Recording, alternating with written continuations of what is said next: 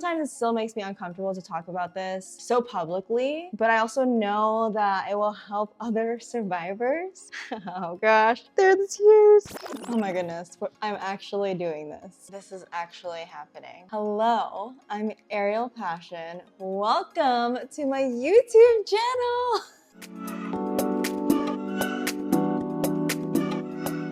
This is truly about inspiring and encouraging others to live their dream life, whatever that looks like for them, and understanding and knowing that you have so much potential to create whatever that is you want to create. I'm creating this channel for little Ariel.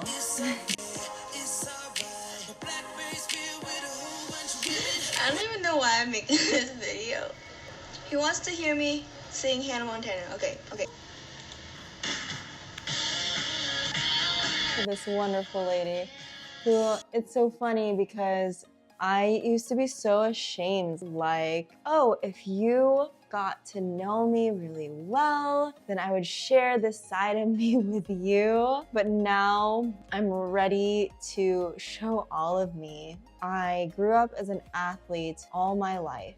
I participated in all aquatic sports. I was competing in swimming since the age of 4. Hindsight, I was also bullied as a kid. And with that being said, I had a lot of self-doubt, but I knew that I was gonna overcome it. Now, fast forward, I went to college for exercise science. I enjoyed it. I wanted to become a physical therapist. That did not happen, which I'm not too upset about because it's led me here. And I'm really enjoying being a program director. With my extensive background in aquatics, I ended up starting my own CPR business in undergrad.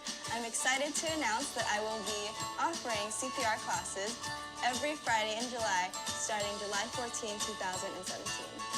You'll be provided with quality, in-depth training that will prepare you to respond to any life-threatening emergencies.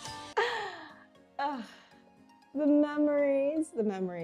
From there, I ended up saying, you know what? I'll hold on to the CPR business until it no longer serves me. And then, you know what? I could transform it into a health and wellness business someday. I didn't really know what that meant, really. And so with that being said, let's get to 2018, the dark night of the soul. It truly is. I don't know if I'm gonna cry this time when I talk about it. So 2018, I said, let's commit. We are going all in on this business and we are not gonna let go until it thrives. And here I am, still not letting go. It was the beginning of the year. I was so determined to finish my undergrad years in 4 years. I was trying to get these exercise science classes for my degree and I realized that I did not get them because they were just so jam-packed of classes that I didn't make the cut for the wait list. So I took the elective classes that I needed to finish for my degree and I was like, you know what? We're gonna take 8 classes, that's fine. So I took like 2 classes at another college,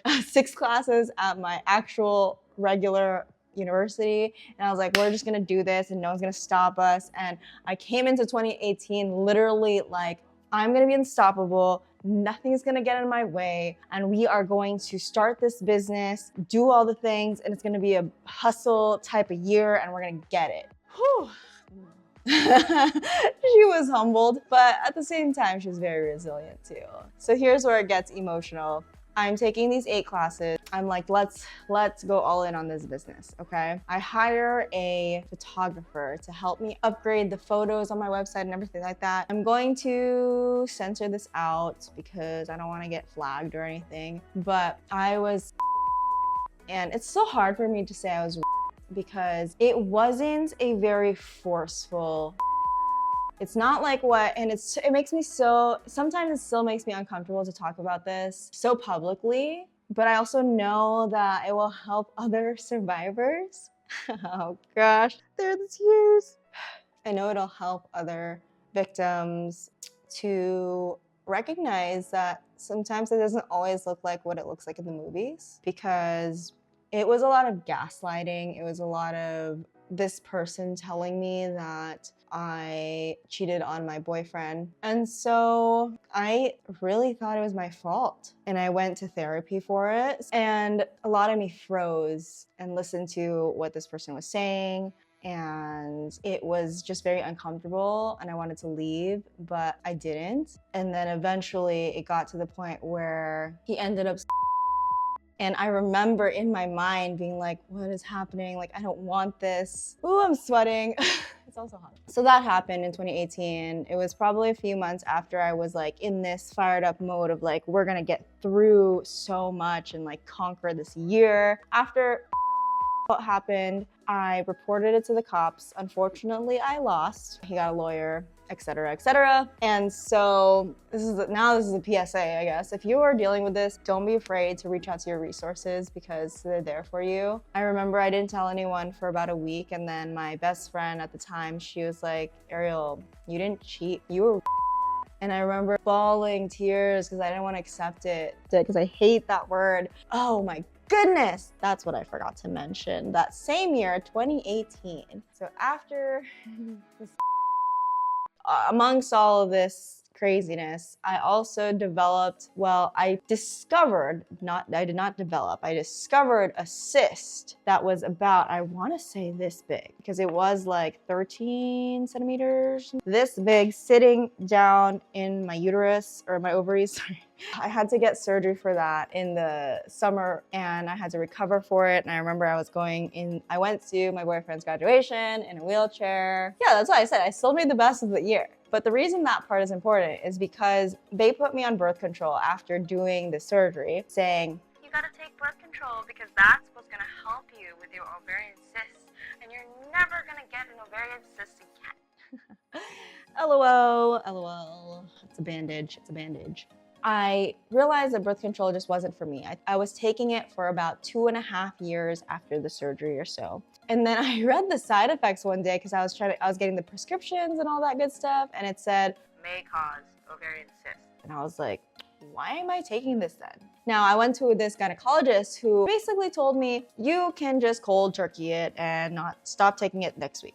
And so I'm like, okay, great, that's awesome. I could just not take it. And in 1 year, I want to say I gained over 50 pounds or something like that. And I was like, oh my goodness, like how did I get here? Is this another dark night of the soul? Maybe, I don't know. Fast forward there, I was just so tired of being tired and ready to feel like myself again energetically.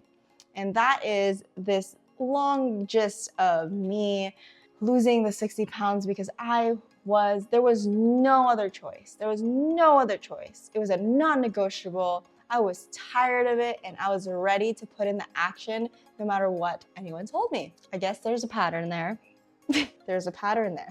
Anyway, lost the 60 pounds. It was such a transformational time. And without really getting into the 60-pound weight loss part, the logistics of how I did it and what I did, I could get into that in another video. I never realized it would be such a spiritual transformation for me because that's why I'm here now. I'm here to talk about too, that second part of the 30 pounds where I became 15% body fat and really cut, the cuttest I've been in my entire life. You know what the driving force was there for me? I realize now it was never to look aesthetic. Yes, it was. I was like, yes, I want to push my body because I've never been at this point, even though being an athlete all my life and working out. But the biggest factor for me and my purpose, and I told my coach this, and she is still my coach right now to this day, which I will talk about later, was I went through a hard time in 2018 and I